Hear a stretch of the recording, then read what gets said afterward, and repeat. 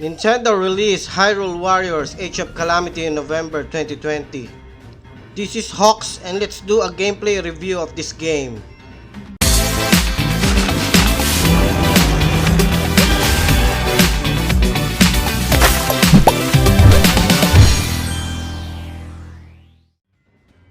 The game is here to give us something of a prequel of The Legend of Zelda Breath of the Wild, taking place 100 years back. The story revolves with the four champions. Zelda struggling to awaken its power, and the resurrection of Calamity Ganon. Another cool part of the storyline is seeing younger versions of the characters from Breath of the Wild.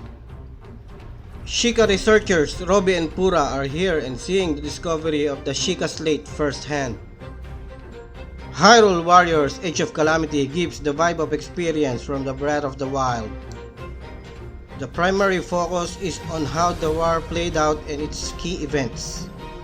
There are other interesting twists, especially with how the story is set up, but it's worth discovering those on your own.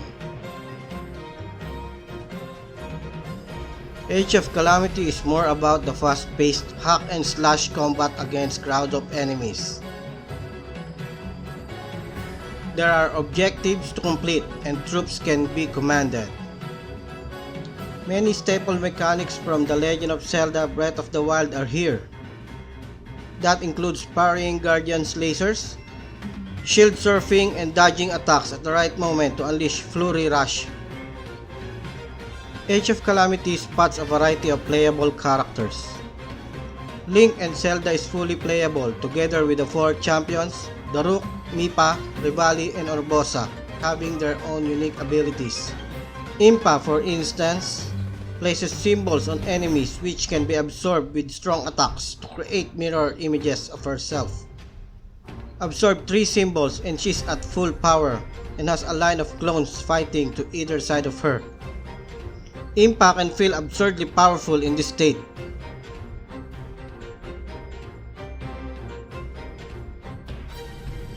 We even get to use the 4 divine beasts.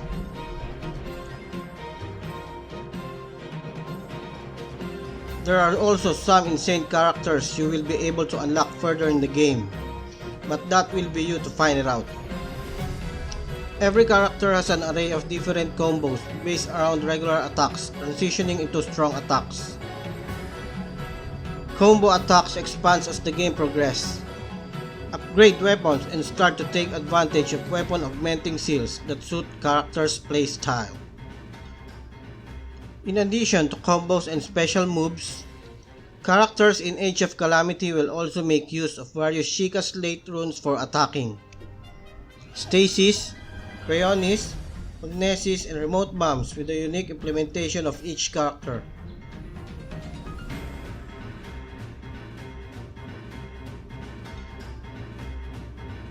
There are elemental rods that can be used.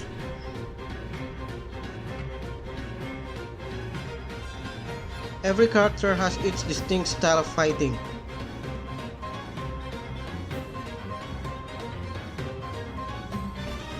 Urbosa wields a sword that commands lightning as a weapon.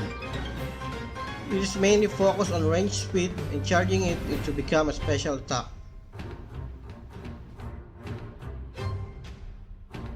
Mipa wields a trident, travels on fountains to close gap on enemies.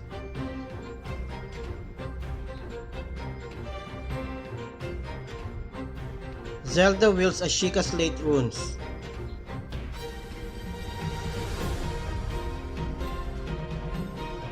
Revali uses a bow who has mastered aerial moves.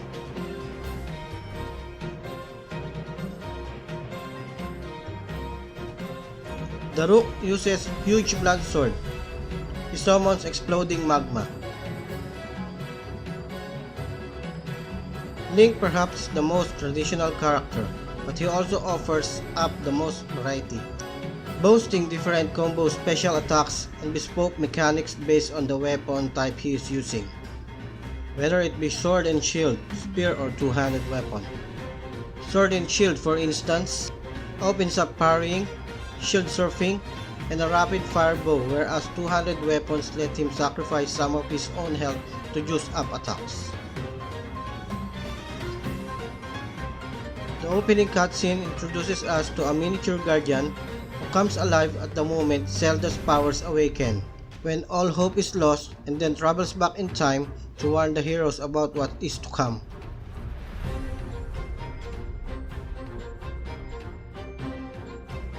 The action has a real sense of speed, and being able to lock onto larger enemies then dodge away from their attacks is a big part of that, letting you dance around with them with confidence.